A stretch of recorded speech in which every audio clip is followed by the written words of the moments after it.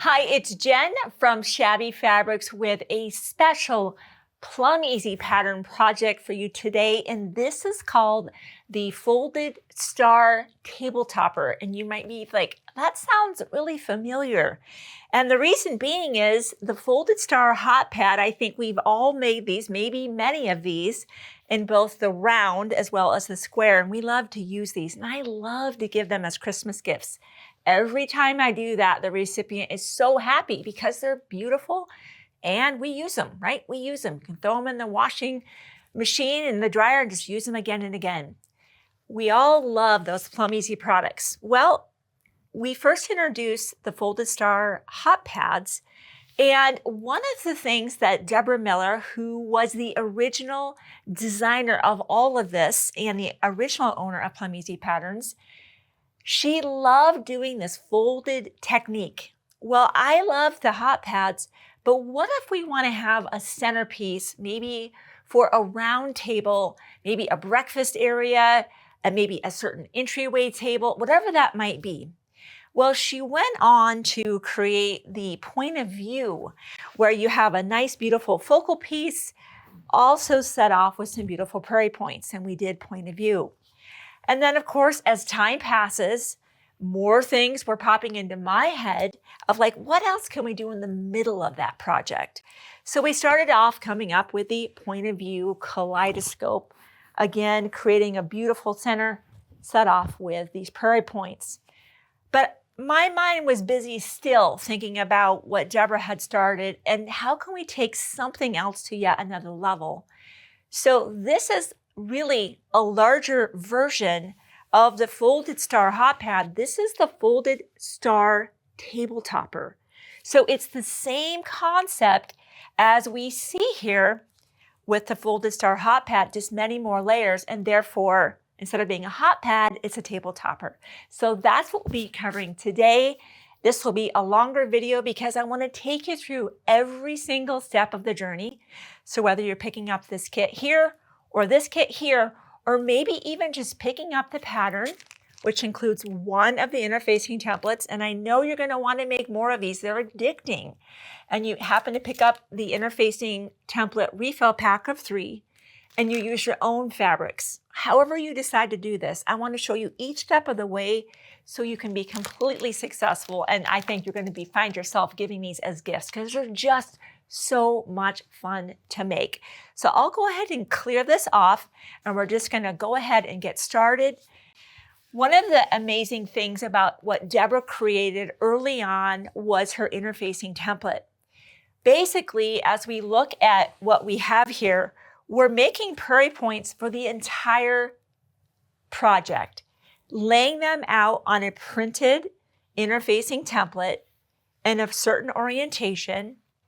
And keep in mind that the interfacing template gets sewn into the project. These are consumables and they do not disintegrate when you wash them. I know there are certain dissolvable products that have interfacing that dissolves. This stays intact. It does a great job of it too. So when you do wash it and you dry it, this is still in your project. This is why we have the refill packs available. So when you pick up your kit, or maybe you pick up your pattern, I know, just pick up that refill pack because you're going to want to make more than one of these. If you are picking up the kit, the reason that we made the pattern a separate add-on is you only need to buy that pattern one time. We don't want to put the pattern in the kit because maybe you want to make 3 of these, one for you and maybe 2 to give away. We don't want you to have to buy 3 patterns. So that's why these kits, like most of our PlumEasy patterns, the pattern is an add-on, so you can just buy that one time. So before we start interacting and really looking at our interfacing template, let's talk about making prairie points because the whole thing that we're going to be doing today is making prairie points and simply applying them to our interfacing template. So of course, it's going to start with how do we make really good prairie points? All squares, including the center, are cut to 5 by 5. There's only one extra piece of fabric that's cut to 3 by 3, but we'll get to that just a little bit later. But let's just start off with talking about your options for cutting the squares initially, because again, all but the center are going to be cut from 5-inch squares. Don't we all love being able to, if we have yardage, be able to use the 5-inch template, right? Where we can just put that on and cut all the way around. That's the best way to get a perfect cut. One thing we've learned, whether you're making folded star hot pads, point of view, or the folded star table topper, it doesn't really matter. Adding sizing to your fabric. Don't be shy about that. I really get the fabric wet and dry that. So it's almost stiff. Why is that? When I make a prairie point, I want those points to stay. And when I add sizing to the fabric in advance, give a good clean press and a nice clean cut and some good techniques with making the prairie point and pressing it, it does stay. Without the sizing, it's a little bit floppy. So I've definitely learned when I get ready to make any one of the projects we just talked about, adding sizing, getting that on the table is definitely part of my go-to for very precise prairie points. Now, looking at the 2 folded star table toppers that we currently have available, this is one that was actually made from a layer cake. Isn't that fun how colorful this is? This just says spring to me. It just says happy. In this instance, because I'm going to be extracting those 5-inch squares from a 10-inch pre-cut, I don't think I'm going to use that 5-inch here. And let me show you why. Let me just grab a square. And I've learned this the hard way because I was always thinking, okay, if it's a 5-inch square, I'm going to go ahead and use my perfect 5, no matter what that is. And you know, I ended up sitting this in this corner, thinking I had enough real estate down in this corner and these corners to get 4 of those squares. Guess what I did? When I turned this and I cut this out, I ended up infringing just a little bit on this, and this, and those were just a little bit short. And I had to compensate for that throughout the project. So if you are going to be joining us for this particular kit, and there'll be a layer cake in your project, or maybe you have a layer cake at home, what I would recommend is just go old school on this one. Grab a ruler, lay that to the very edge, and you might want to pre-measure your squares. Is my square really 10 inches as they say it is?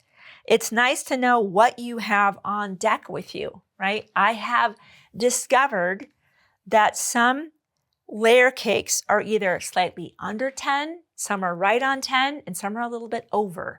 So it's nice to know where you're starting. And it looks like we have a really nice solid 10-inch square. And so for that instance, I'm going to turn this around until I'm looking at the solid numbers here on my 6.5 by 12.5, laying this right on the edge. Notice I'm not using the lines on my cutting mat. I'm using the lines on my ruler to determine where is that 5-inch.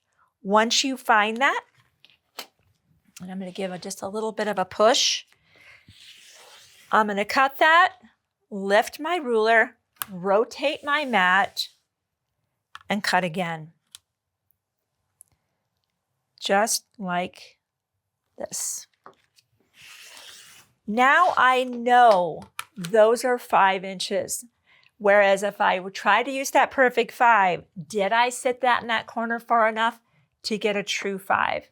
Now, on this other project here, Love Blooms, you have yardage in this kit. There are no layer cakes because notice how when I did the coloring for this one, I did the same fabric for the entire rotation, whereas for this pre-cut here, I did very much a rainbow effect, right? So you can see for each layer I did, it was the exact same fabric. There's no layer cake in here. So in this instance, if you're buying the Love Bloom kits, or maybe you have yardage at home, this is when I would start to use the perfect 5. And how I would manage that is get my fabric. Let's just pretend it's a black because we're certainly going to be using plenty of black and these, right? In this kit, you not only have the layer cake of all the colored fabrics, but you have yardage of this fabric, you have yardage of the black, and you have yardage of the white. For those, you can absolutely do this technique. Press the fabric out good and well, of course, using the sizing. You can fold this fabric in half and maybe even in half again if you're comfortable with that. Place the perfect 5 on, and this works fabulously with a spinning mat. Why? I don't have to lift anything up. And look how much I'm cutting at one time. Now, I've learned this. If you're going to be cutting for maybe 8 layers, this is where the refill pack comes in.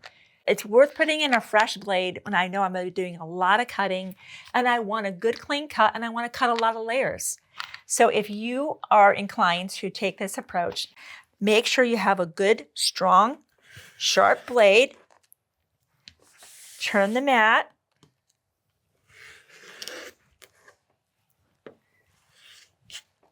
All the way around.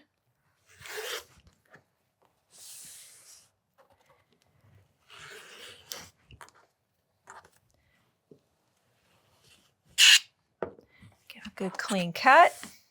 Just right in that corner. I need to trim it just a little bit more. There we go. Now look at that. Look how I cut all those at one time. They are absolutely at the 5-inch. One of the things I've discovered, because I've made I have lots of PlumEasy products that started with these 5-inch squares. Whether it's a 3-inch square or 5-inch square, that same technique works. Now, obviously, there's not a 3-inch square, but there might be a 3.5-inch square up. However you want to cut them, the point is to be as precise as possible. Let's talk about making a prairie point. I'm going to give you 2 techniques. You can decide what works best for you. So I have my square here and I can feel their sizing in it. I can feel that. It's stiffer than normal. Good. I like that. We just start off with folding that exactly in half. And I'm going to actually just do another one. One I'm going to do without the prairie pointer and one we will do with the prairie pointer. Until I had a chance to really meet and talk to Deborah Miller, I didn't really know about the prairie pointer and why she recommended it. I do know now, and it is my go-to, but I want to show you how to do a prairie point without it. You can certainly do that. The first thing to do with a prairie point is this is the fold and these are the 2 raw edges. So make sure that the fold is at the top. So the goal is to just fold them equally toward the middle and have this edge be flush with the bottom, not short of the bottom, not extending beyond the bottom. They just meet at the bottom. And the whole point is to make a point, right?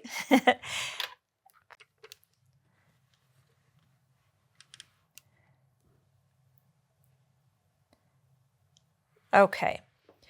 While that's cooling, I like to put my clapper on it. I want that point to be, boom, right on the mark. That prairie point is okay. The whole goal is to have those 2 flaps, I'm going to call them flaps, meet but not overlap. And I have just a little bit of a gap there. I could tighten that up, kind of repress that, fuss around with it just a little bit. And I'll put my clapper back on. I think this is why Deborah loves the prairie pointer. And if you envision yourself making hot pads, point of view, whether that's the regular kaleidoscope, the folded star table topper, just get it. Just get it. And I know there's a lot of quilts out there that have a beautiful kind of outer, instead of almost outer border, they use prairie points. It's kind of almost very vintage. I love that look. This works great for that. Super amazing tool. And there's a really good booklet that comes with this tool. So notice here the vertical line and then these lines that have measurements. Remember, we cut a 5-inch square. Is there something about that 5 on my tool? Absolutely. Remember how I was trying to fish around where's center? This vertical line is center. So as we look from our overhead camera, Notice how my 5 here, that line ends on the edge of that and ends here. I know I'm at the perfect location. I'm not left, I'm not right, I'm right there. Now you can also see that as I fold this edge down, notice how the edge comes to the middle and touches that line. I am dead center right now, not approximately, exactly there. And here. Subsequently, this little string is just something we attach that does not come with the tool. And the reason being is you're going to find out here in just a moment when I put an iron on, obviously, once this starts to warm up, the metal warms up as well. And this is a way for us to be able to slide out our prairie pointer without getting burned because it gets pretty toasty. So this one's probably good and cooled down now. And this is obviously the prairie pointer or the prairie point that we made just by hand. Now I can just pull my prairie pointer out right now even without removing the iron. And of course, I can be able to put my clapper on and let it cool as well. So we have able to really kind of compare them side by side. Is this doable? Absolutely. Have I made folded star hot pads with this? Yes, because I couldn't find my prairie pointer. Did they come out? Yes.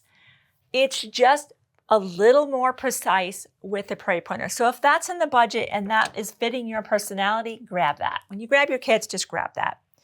All right, and let me just put that off to the side. So you have now seen why Deborah felt that was a really great tool to consider if you're going to be doing more of these. So looking at our pattern here, layer 1, which is going to be in the center. Let's just bring the template out. I think this will make a lot more sense here.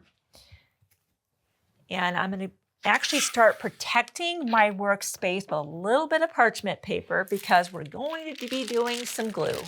I remember when I was a kid and remember we all came to school and we wore our dad's shirts backwards and we knew we were either painting or gluing. It was a good day. Today is one of those days where we get to make a bit of a mess, but we don't want to get any glue on our workspace. So I just have parchment paper. Maybe you have something else at home to put down. We do have some parchment paper and it's the bigger size if you want to grab that. Let's just look at our template here while we're talking about the pattern because I think it's going to make a lot more sense. See this big place that says center square? As we're looking at the project here, well, we do have 4 of our prairie points. What Deborah realized is if those didn't meet ever so perfectly in the middle, you might be able to look through and see the lines of the template because remember, this gets sewn into the project. So the first thing that she has us do in any one of these projects is cut a center square of the same fabric that we use for our layer 1, which is going to be our center. You just simply cut a 3-inch square from the same fabric. And that's the first thing that goes down. Easy peasy. Now I've got 2 types of glue on here. I've got a 505 and a Roxanne's glue basted. Let me give you the pros and the cons because I'm going to actually use both of them. I've done most of the projects with just this. I've now been introduced to this product because it's fairly new to us and I love 505 used to just be a spray, right? I love that it's actually a glue stick now. While it glues, it dries actually faster than the Roxanne's. I like the precision tip of the Roxanne's for applying this to my prairie points. See how nice and pointy that is. Whereas the 505, which we'll be using later on, is much more difficult to get a very precise kind of strip of glue. So let me show you what I'm talking about. For just the middle, I'm just putting a little bit of glue down, nothing crazy.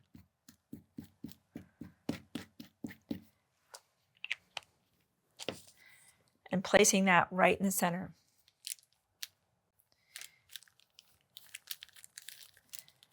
Now, one of the things that Deborah has us do here, I'm going to jump ahead just a touch here, is for our center layer 1 and again on layer 5, you will take your prairie point and you're just going to trim off about 1 inch.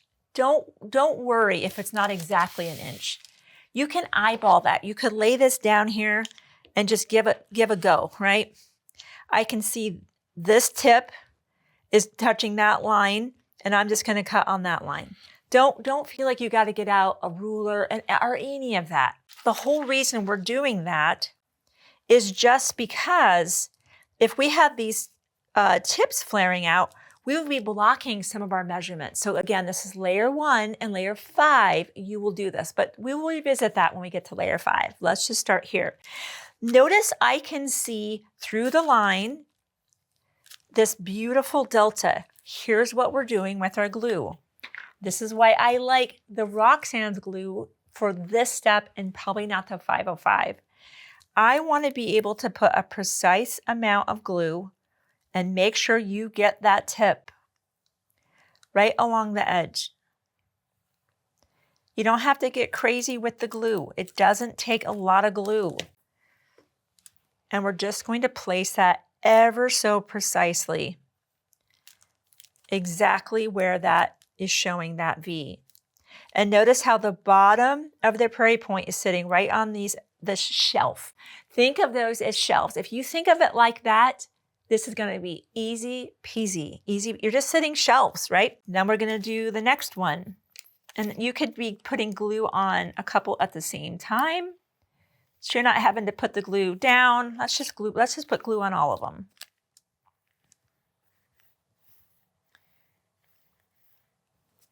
And if you've got some kids that have the dexterity to help you out with this step, let them jump into the fun. Let them be a part of that. And that's where their love of making will really begin to come into play.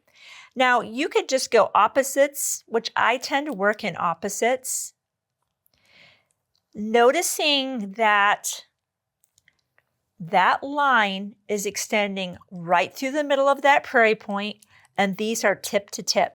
Alignment is very important in what we're doing here, because later on, we're going to come back, and I'm jumping way ahead, once all these Prairie Points are on, and we're going to sew right up the center of those. That's why they want to be one right after the other, right in line with each other and not this wonkiness. So right away, alignment is going to be very important. And if you make some good, clean Prairie Points, sit things exactly where they belong, it's going to come together for you easy peasy, no problem. And now the opposite. And look at that. Layer 1 is complete. Easy peasy. So let's look at our pattern now. So here's where we currently are. And actually, before I jump into that, let's go back a page. Let's just go back to this page so that you know how much to cut of each fabric. This is your guide, preparing your fabric for your layer 1, where we just did this. Remember, we had our center 3 by 3 inch square, and we had 4 5 by 5s. That's done. For our next layer 2, 3 and 4, we're going to need 8 each of a 5 by 5. In this case, with the very colorful project I did, notice that was one of each fabric was changing.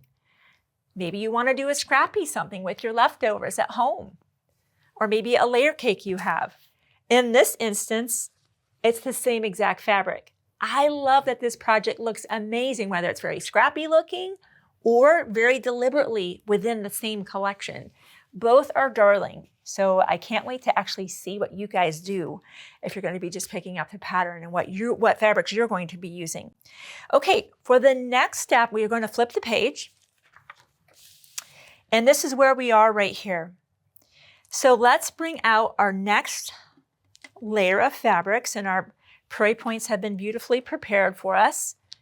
We're going to just repeat the process of gluing, but I want to point out the way that we start. We're going to start on the bottom and work on a counterclockwise rotation, one overlapping the other. So we'll have glue right along that edge, making sure you get that point. Notice I'm not drowning these in glue, right? They're just, and I might might put glue on a couple at a time, and then I'll put them down. Remember how I said these layer lines are shelves. So I'm looking for sitting that on the shelf and lining up the folds of this prairie point to be in perfect alignment with the white prairie point that preceded it. So now I have this in position. You're ready to move on. That's where we are right here. The next prairie point will be on my layer 2 line, right here, layer 2. And once again, sitting on the shelf, and the opening, the folds are in perfect alignment with that 45-degree angle. And then I'm going to put on the next one, and the next one, and the next one, and the next one, and the next one. Just all the way around, one overlapping the other. So I'm just going to simulate this because I'm going to actually glue those down, but I want to show you what's going to happen at the very, very end. So I'm just pretending there's glue, and because we have a lot more to cover. So I'm just going to pretend this for now, and I'll do this off camera. I want to show you what happens with the very last one, this one here. You'll put the glue on just as before, but it's important that, look at this right here in this pattern. We're going to lift up that first prairie point, and that right side is tucking underneath it. You see that? So the first one goes on, overlap, overlap, overlap, come all the way around. If we don't do anything, see how that one's sitting on top of both sides, but everything else is overlapped on the right? That's why you need to lift up that flap, lay this down, and then re-glue that. And then that round will be down. And then you simply do the same exact thing with the black layer. Here, all the way around, lift up the very last one, tuck it under. The same thing for layer 4, right here. Down, all the way around, tuck the last one under. I'm going to do that because a layer 5, this is when things begin to change. So let me get this done, glued down, and then we will join up. I'll come back. All of this will be glued down, and we're going to go on to layer 5 because that's when things begin to change. Because let's look back at our instructions. Layer 5 through 9 now has 16 prairie points, not the 8 that we're laying down for layers 2, 3, and 4. That's why things are changing. So I'll go ahead and get that done, and you go ahead and take a break yourself, get a snack or drink, and then we'll come back together and we'll pick it up at layer 5. Okay, so I'm back, and layers 1, 2, 3, and 4 are down. Remember that on layer 5, this is where we begin to have 16 prairie points instead of the 8, right? We've had 8 every round so far, except for the middle, of course, where we only had the 4. This is now where 5 through 9, we will have the 16 prairie points. And for layer 5, remember how layer 1, we clip those sides? So right here is where we are. It literally is the site picture right here. We're moving on to this together so that once again, for layer 5, where we've made our full prairie point, just move this off for just a second. Go ahead and just lay that down where the tip is reaching one of the lines here, and we'll give a cut and do the same thing. And the only reason we're doing this is just visibility. Visibility. We rely on being able to see the layer numbers to know where we are. So that's the only reason we're doing that. And we're going to be positioning them. I'll just show you where we're going. I like to work in opposites. I just always have. It keeps me kind of straight and organized. I like to do my 90s, where you're sitting that on the shelf. The point is, again, running right up the rest of the prairie points because we know that we'll be sewing there later on. So we do our 90s. Notice the 45-degree lines here. These are all marked right here on the template. You don't have to find that on your own. Just follow the guidance here. Now we're going to be doing our 45s. I'll just place those on quickly. And of course, I would glue those down, but just so you see the process. You're probably a little bored seeing me glue stuff down. Once those are all glued down, that's what this will look like. Then we come in with the 22.5-degree lines, and this is where the Prairie Points now will sit right on top, just like that. And you are lining this up with the line here, and that Prairie Pointer is kind of pointing toward that saddle right there. You see that?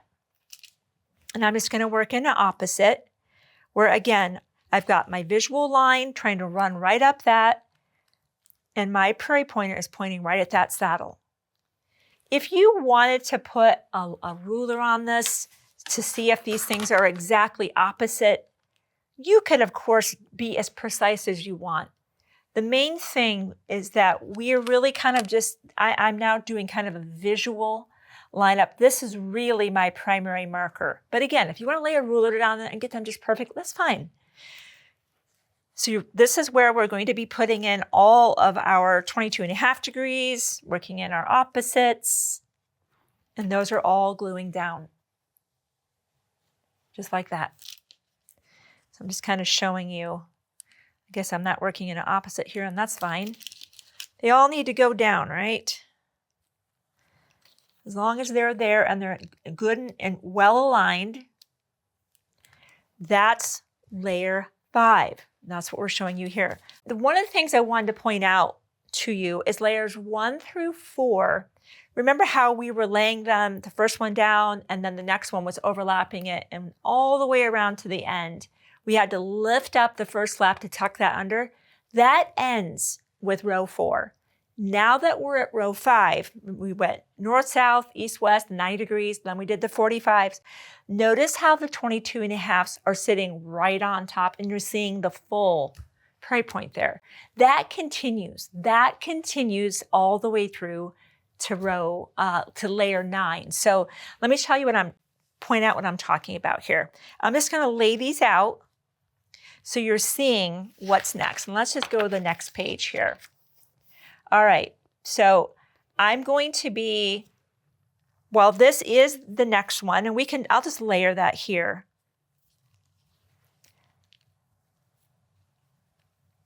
So you see it. There's basically 2 sets of this right here. Notice there's one behind and there's one on top. Same fabrics, same fabrics, same fabrics. So the first 8 goes down, just like this.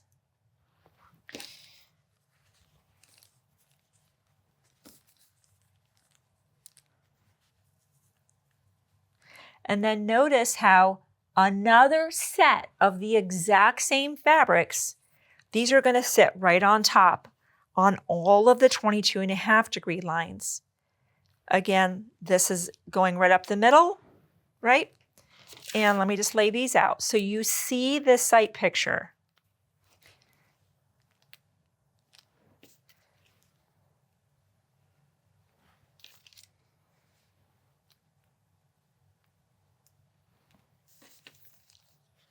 And there.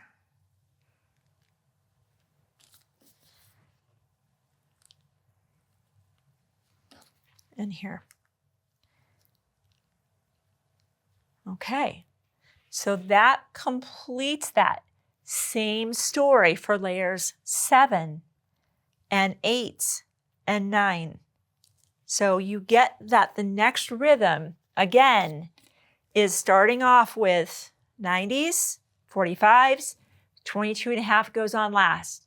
Next one, 90s, 45s, 22.5. Glue them all down. Do that all the way until layer 9. So, yep, you get the process. This is why this is actually very beginner friendly and very satisfying. I love the organization, the precision of this, and it just makes an amazing, very visually impressive topper with just the folds are just so pleasing on the way they all line up. You get the idea. I'm going to go ahead and get very busy with a lot of glue, laying everything down, and I'm going to let the project dry. When I come back, this is when we begin to say, okay, we know everything's been glued down, but now we need to really secure that. So I've got a monofilament clear thread in here, and I've got a thread director. We'll talk a little bit about that. If you're working with maybe it's all pinks or reds, maybe this one, and you want to do a different color thread, go for that.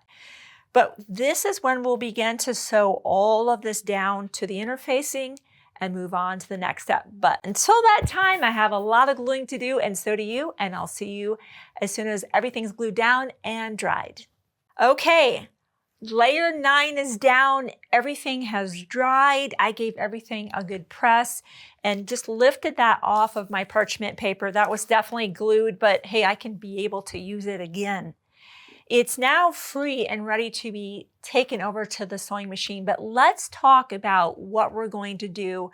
It's always a little challenging for us to capture that from an angle, so I want to explain from the overhead camera so you can be understanding exactly what you'll be doing. So as we can see on the 90 as well as the 45, once we lift this flap open and we begin sewing, you can start right off the edge and come onto the fabric. You're sewing through each one of those kind of folds all the way right into that middle and stopping. And then you'll rotate your project. And you'll be doing your 45 all the way to that center and stop. And you'll continue all the way around the entire perimeter of that on the 90 and the 45s. Let's take a look at the 22.5-degree lines, because we can of course lift up our flaps and begin sewing. But notice that's only going to take us to about right there when we go, oh, we're at a place now where those folds don't continue all the way. That's where you'll stop. So on the 22.5s, you're still starting off the edge, sewing directly through those folds. You're just stopping right there on the 22.5s. Now our goal when we stitch everything down is to avoid really putting the thread on top of that fabric. Notice on our project here, you don't see any of the thread because it's buried. I'm going to pull that back and maybe you can see that. Probably not, because I think we used a monopoly. So a monopoly is a clear thread. It's available in either the clear or smoke. In this case, we felt that the proper color was to use a clear, but maybe you're doing a project with a lot of dark colors and the smoke might be an ideal choice. So we've loaded the monopoly, and this is on a thread director. I have had challenges before with a monopoly or really any clear thread, sometimes just because of the angle at which the thread comes off the spool.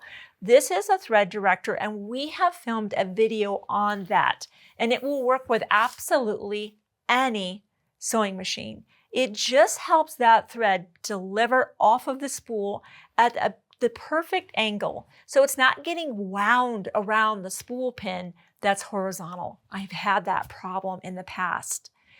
I also have an open toe foot. I need to see where I'm going. So if you have some other presser feet that you can put on the machine, I'd recommend that. In the bobbin, and this is the 3-piece thread set that we have associated here with this Callie & Co. By the way, that's the Callie & Co. Collection by Corey Yoder for Motive Fabrics. We just chose a gray, that's a 50 weight that's in the bobbin. So remember that anytime you're using the monopoly, maybe you're using a different brand of that polyester thread, don't put that in the bobbin. That's where we keep a 50 weight in there. And you might have to fiddle around with your tension just a little bit. And I know our stitch length has been increased just slightly for this project. Go ahead and practice maybe on some fabric before you jump into stitching your layers down. The reason obviously that we went for that monopoly clear is, how could you possibly choose a thread color when you have this many color transitions? So it seemed like a great choice for us, and the project came out quite lovely. The other thing I want to call your attention to help you not be able to prevent you, I should say, from stitching on this and potentially trapping those folds instead of sinking the thread inside the folds is to use either the Clover Curved Tailor's Awl, or this is the Precision Stiletto, a great tool to have. Either one helps you move the fabric out of the way, so as you come forward, as we're charging straight ahead, we can move that out of the way, sink our thread there in the valley. Once we are done with that, we relax that and we move on. This is a slow process. This is not speedy sewing whatsoever, but the results are worth it. Whether you use this tool, there's the purple thing. I think it doesn't grab as much. It doesn't have as much of a hook that we've noticed we need for this project. These are the two tools that we have found work the best for getting that fabric out of the way to help prevent us from accidentally sewing on top, because you would definitely notice that. I don't think it's the end of the world if you see that just a little bit, but if that's occurring quite frequently, monopoly tends to have a sheer. Really, all polyester clear thread has that kind of almost glare, and we want to avoid that. So we're going to head over to the machine right now, and I'm just going to begin sewing down one of my 90s, and I'm going to continue my 90s and 45s all the way around. Then we come back with a 22.5, stopping here, and then we move on to the next step of our project.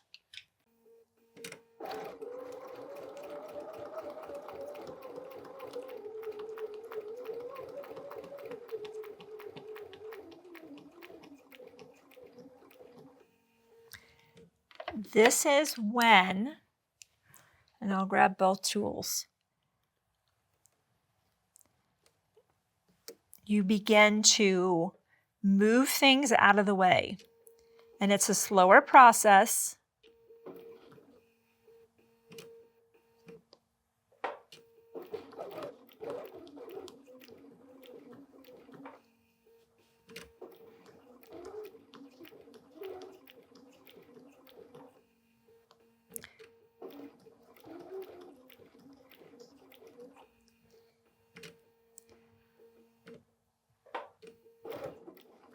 So now I'll go ahead and continue, and I want to show you this so that you can see which one you think would be your best tool. We've had good success with both.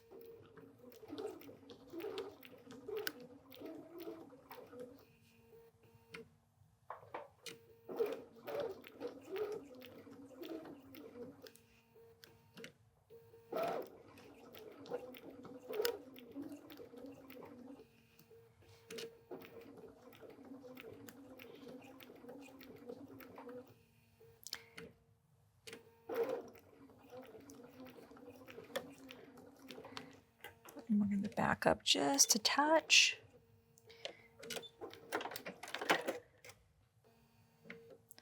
Not to back up, but I think we're good. Now let's take a look and see how we did.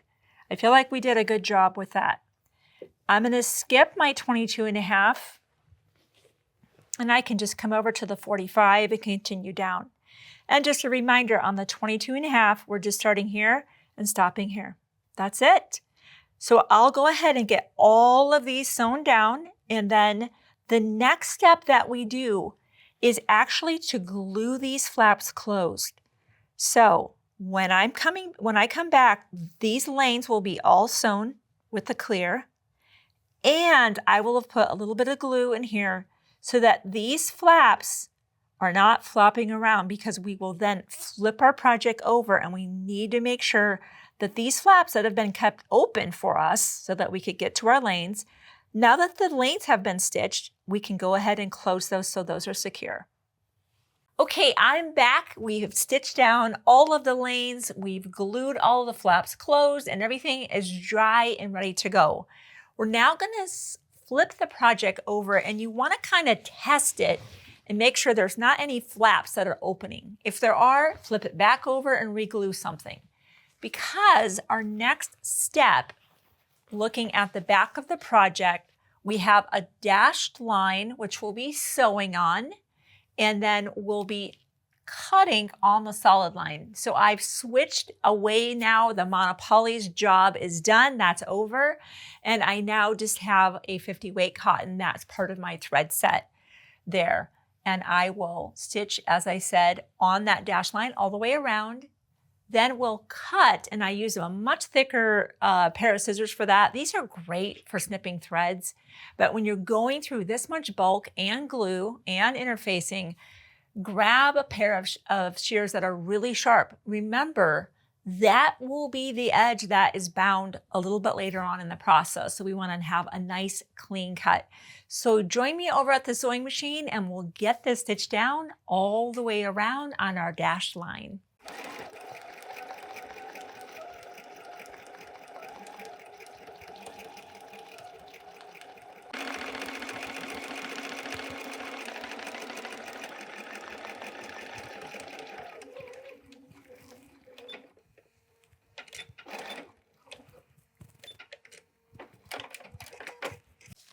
Okay, our next step will be to cut on that solid line, but before I do that, because I've had this happen once before, where I had checked the flaps, flipped it over, stitched on the line, and somewhere along the journey, one of those flaps rolled a little bit back. It must have made contact with the throat plate, potentially on the machine, and I went to cut, and it was actually not as flat as I thought it was. So I'm gonna look one more time, make sure there's nothing we need to seam rip. This looks fantastic.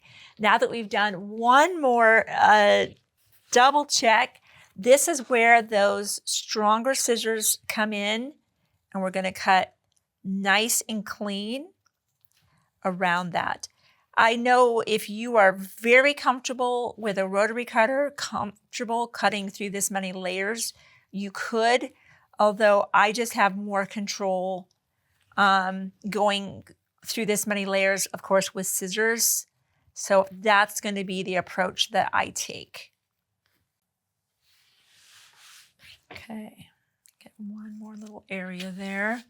Just going to check it, make sure it looks nice and smooth.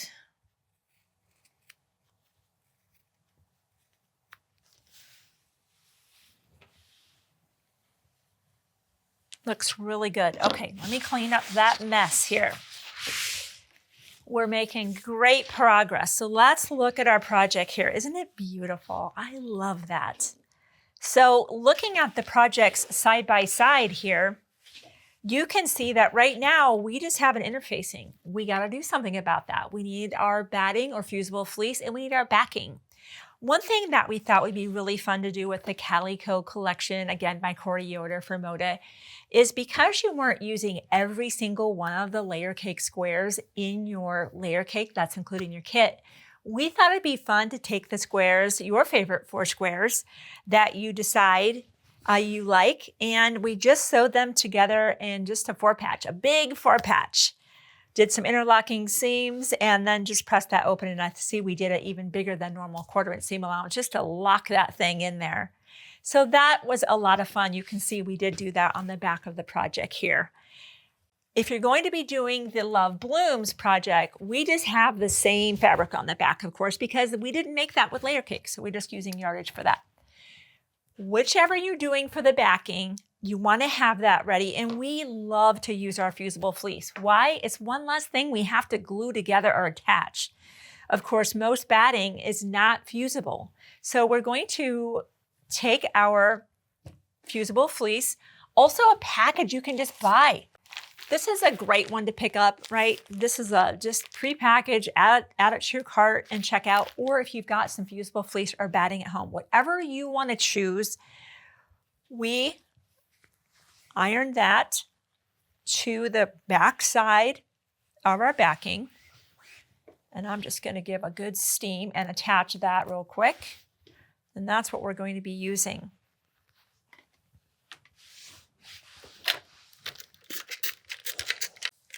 Just try to avoid the fusible fleece with the iron. It will stick to the bottom of your iron and make a little bit of a mess.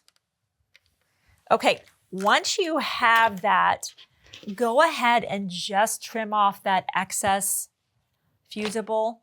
I'm just going to use my rotary cutter. Fusible fleece, if that's what you're using, just so it's less to kind of manage in our next step. And we could use that on maybe some smaller projects like hot pads and things like that. Okay, that will of course be where the right side of the backing will be down. This is where we have either the fusible fleece or the batting. And now our project comes into play. And I'm going to really want to center that because of I just kind of want that to be kind of midpoint. I can kind of see this is the sides, and that is about running right down those seams, just so that that backing in this instance is a nice grid. Here on the other project with the Valentine fabrics there, it's not going to matter, right? It's one piece of fabric. I want to be able to attach those layers. I don't want to start using pins now, not even. That's a lot of fabric to go through, and I'm likely to bend my pins. So what do? This is where I love to use that 505. Now I know there are the fusible sprays, the 505 spray. I think it's quite fumey, and I don't want to have to go outside to use that because it's about 20 degrees outside in Idaho right now. And so I just put this on the back instead of that. And I just want to have some good contact. We will be sewing this thing together, of course, but this, I don't want anything moving during this next process. So I'm pretty generous with the glue. And this is a great time to use the 505. I've definitely done it with the Roxanne's, but a little bit quicker to be able to continue the project with the 505. And let me make sure I'm still kind of lined up about like that. Beautiful. And just give a good press. All right, and now they are married up. What is our next step? Our next step is like anything else. We need to quilt this together because right now it's just being temporarily held with a little bit of fusible on that side and glue on this side. Let's look at our project. You'll start the next process in the middle, and this is actually why we have the 3-piece thread set. Let's focus on the finished project, and I'll point out the features of that.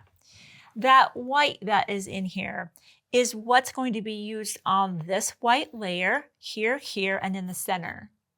The gray is what we used on all of the layers that were the Caleidoscope fabrics, the colorful fabrics. So we used the gray here, here, here, on all of these. And then of course the black is being used on the black. So this is how we quilt the project together, marrying it all up, and it gives this incredible embossed look. And let me let you see this on the back. Hopefully if I kind of turn it, you're seeing how that stitching is coming through. Notice though, even though we were changing the color of thread on the top, that the back always had white in the bobbin. So you're going to want to wind a bobbin of white, and that is in your machine regardless of what layer you're working on. Otherwise, if you went on that black layer here, you would be seeing the black on the back. It's not the end of the world, right? You're going to have the project flipped over to the correct side. That's where everyone's admiring your work. Nobody would probably be flipping it over, but if they did, it's always nice when the thread matches the color of the background. And that might be if you are going to be picking up the Calico Folded Star Table Topper kit and you choose your 4 squares from your layer cake for the backing, you might want to choose those that are the cream background because of that very reason. So I just wanted to mention that right there. All right, so basically what we're going to do, we're going to take this to the machine and we begin working from the center out.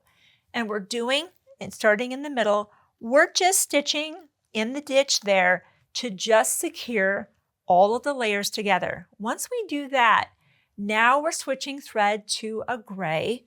And as you can see here, we're sewing, it's almost a little bit less than 1/8 of an inch, where you can almost start at any place you'd like.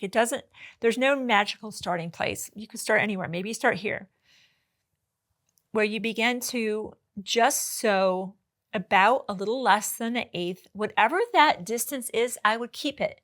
Just don't be too much more than 1/8 of an inch because the point is to really lock down those points.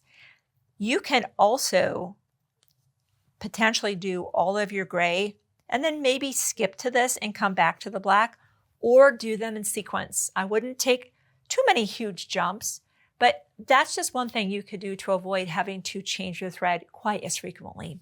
All right, let's head over to the machine and we're going to start from the center out and we're going to lock down that center. And then I'll do at least one of the rounds here so you can see what that looks like when we're stitching about a little less than an eighth away from the edges.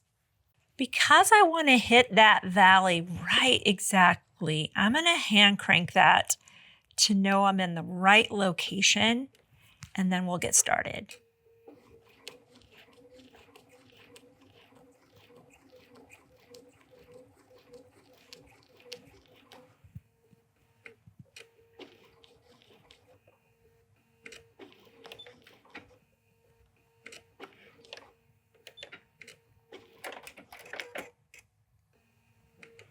So you can see I'm going very slow because we will definitely see if I hit that tip with the white. So I'm being a little bit shy and slow as I approach the end. Let's get right in that sweet spot. There we are.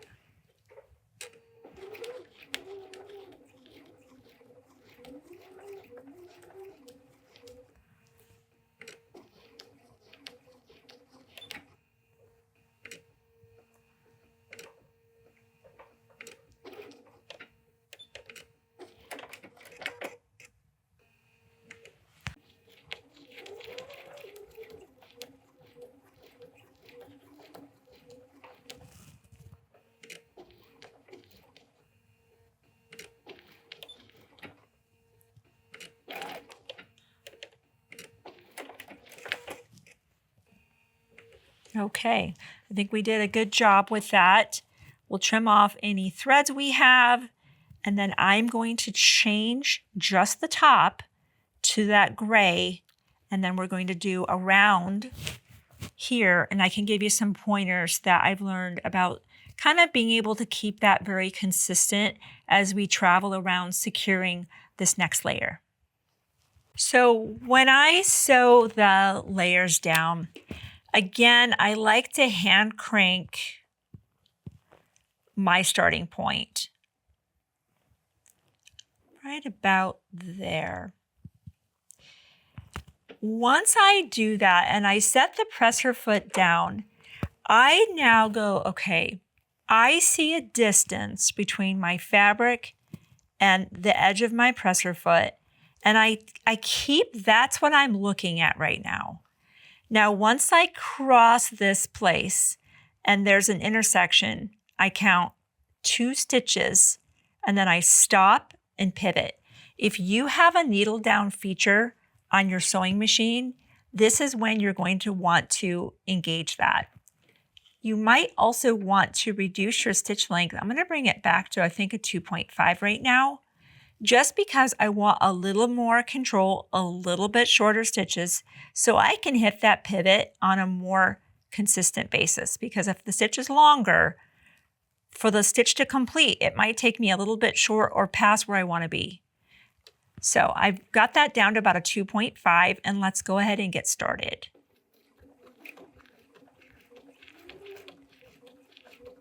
Once I hit the fabric, I go one more stitch, because that was one on and another one on, and this is when I pivot.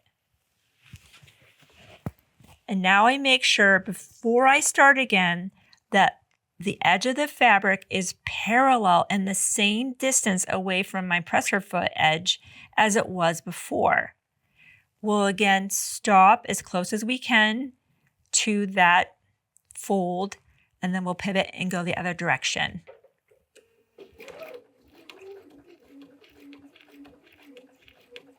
There, we pivot, make sure we're parallel track, just like railroad track, and now we go. Once you hit your color, 1, 2, got a little bit, my foot kind of dropped there, and I think we're going to be okay. I think I got lucky on this one. Yes, I did. Thank you, Lord.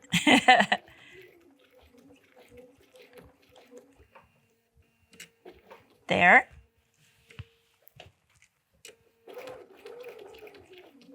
Once we hit that fabric, 1, 2. Pivot or parallel. Move that thread out of the way.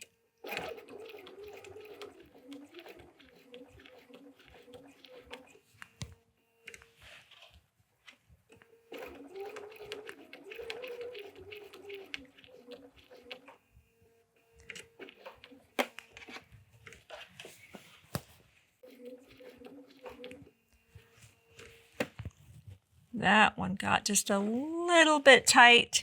Let's do this. Let's manage that. I don't like how far that went. So I am going to raise my presser foot. And I'm going to clip my thread because I don't actually want that to secure that. See how I went just a little bit past that? I don't love that. Let me grab a seam ripper. This is that real life quilting that we do, right?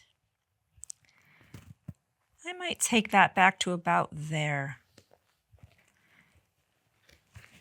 I'm going to need to make sure I've cut my thread. I did. Okay, let's pick that up. I'm going to try to track back over where I was a stitch or two. Maybe I'll start about right there. But I want to hit that saddle and not go past that. Let's see if I can hit it this time.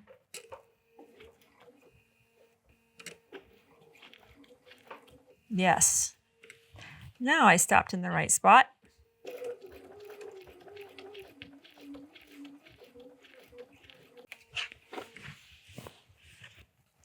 I'm going to clip that thread where I started so that's not going to get tangled up.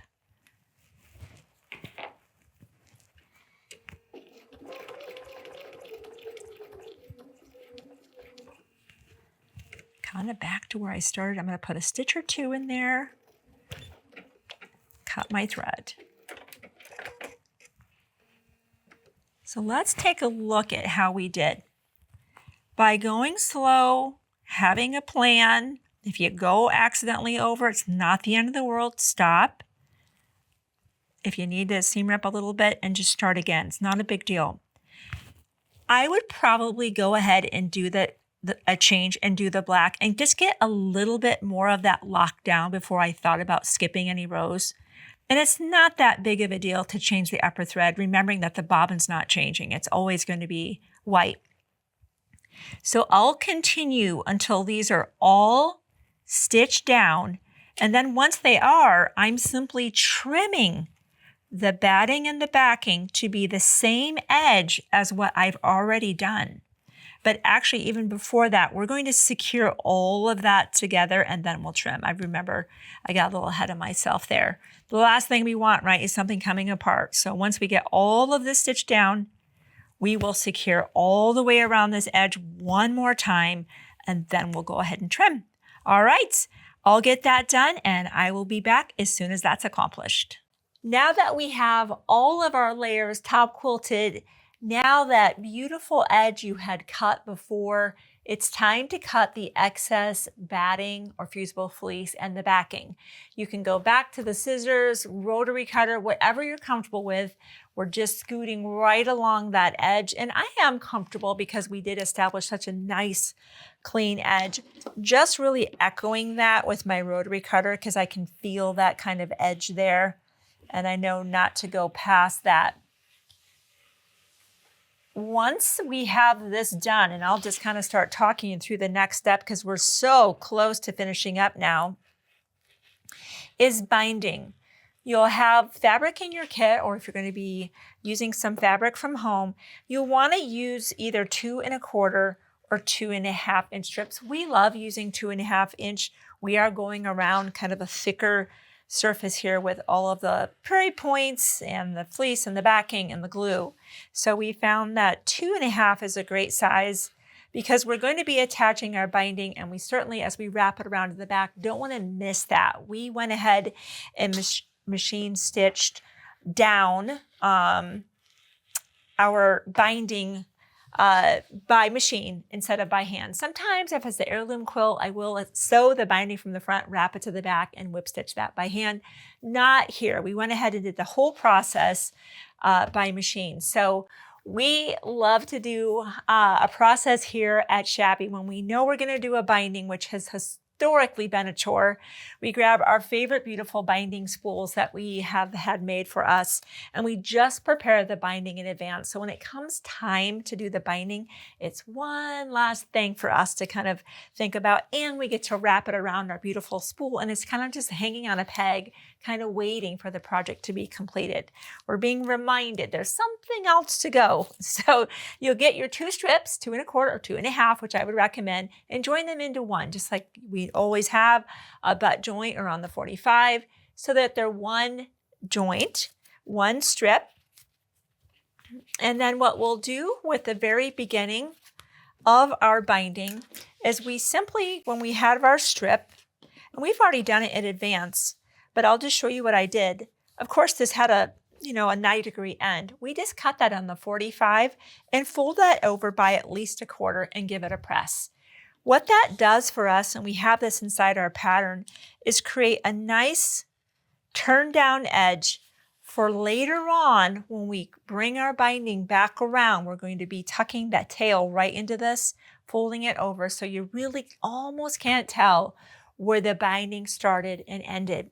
So the first thing that we like to do with attaching binding, and we did not, by the way, cut these on bias. You absolutely could if you are using maybe fabric from your stash and want to do a 45-degree cut, but we have not, and we've had no problems being able to make it around these curves with a width of fabric cut. So don't think that a bias is needed for that. So the first thing that we'll do, and even if you want an extra pair of hands just to get started, this is where I love my Wonder Clips. This is where they just really shine. And I'm just going to clip this just to get started. And noticing how I'm opening up this binding. We will sew a length with this open, at about 5 or 6 inches. Then we're going to stop and we're going to cut our thread. Then we'll fold that over. In fact, let me just clip this in here so you can see the portion that I will be sewing.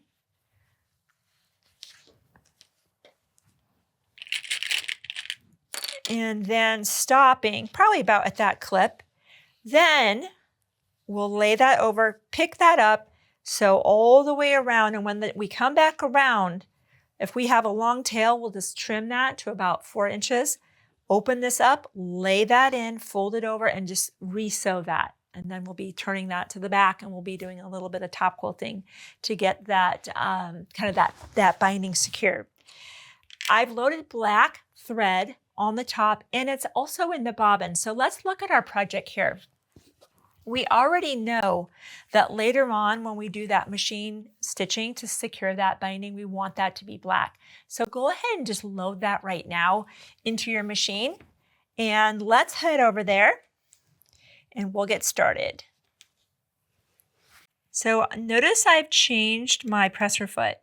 I now want to know where that edge is.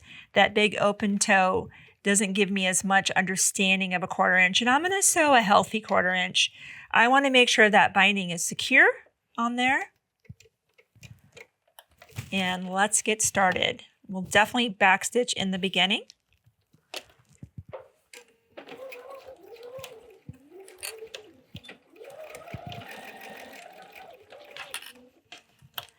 I'm just going to actually take those clips out so there's less obstruction so you can see what I'm doing just a little better.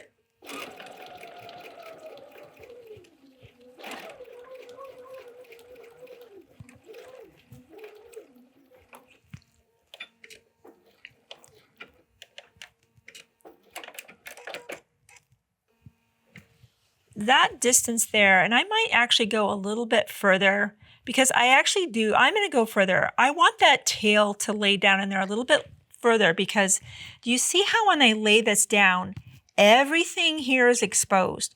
We want a good inch, inch and a half, maybe even 2 inches of a tail inside there.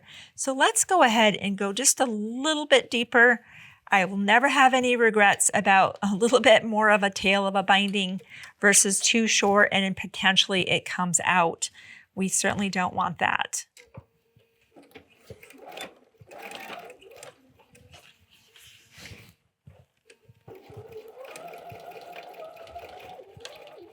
Okay, that's probably good enough.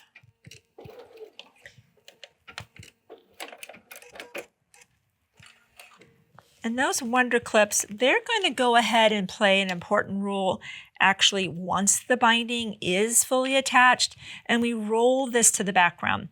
So, or to the back of the project rather. I'm going to lay this down remembering that this is where my stitching ended. And we're going to start stitching down here.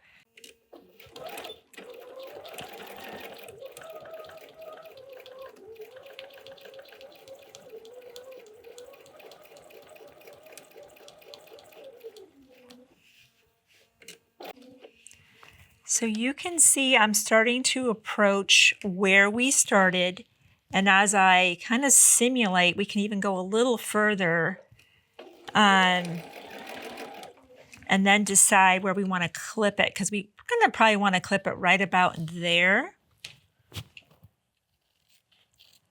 And then you can add the extra black to your fabric stash. So I like to lay that down in there nice and smooth so it's completely tucked in. Lay the edge over. Let's do that just a little bit shorter on that end. There we go.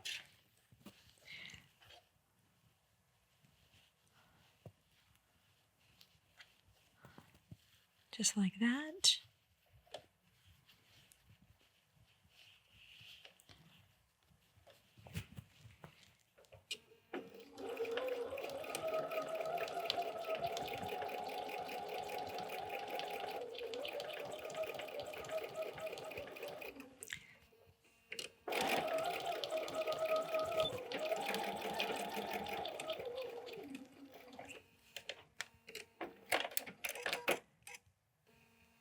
Okay, now that we have the binding on, I'm going to give a good press to the outside and back around into the back and clip it. And then we are so close to getting this done. We're going to go ahead and secure the binding and the project will be complete.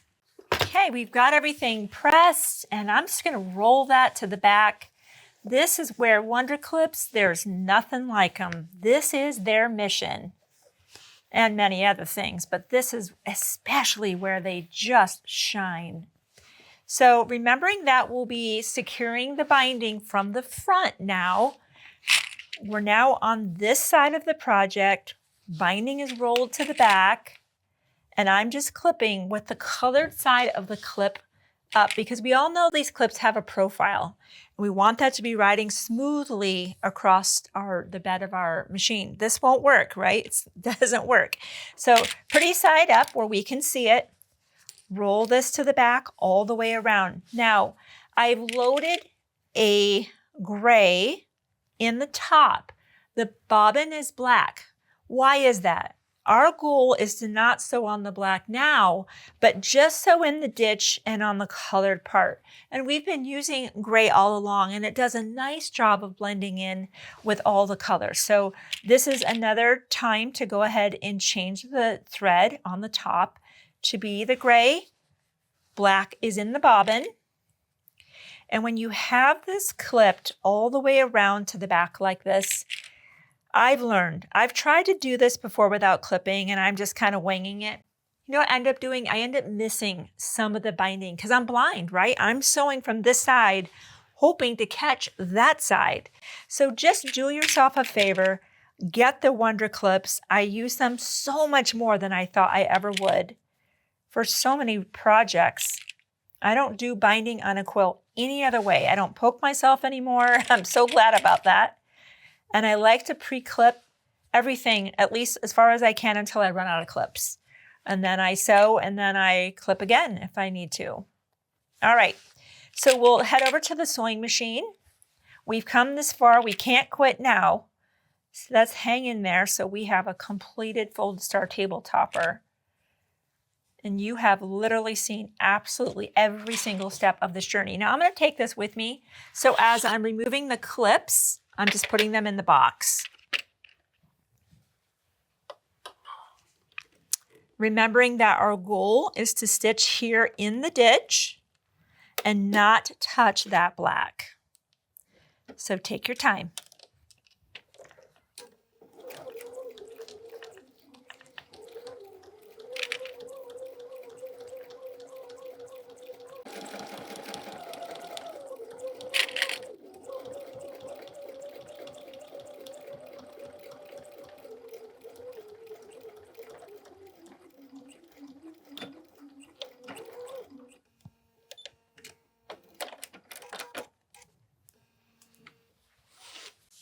We made it. We did it. Yay! Oh my goodness. I love it. And every step of the way, look at that, beautiful. Look at these amazing table toppers, whether it's the organized styling, colorful, your stash, and you can just imagine we're designing even more of these. So thank you again for giving me a good part of your day to show you how fun and easy it is to make the folded star table toppers.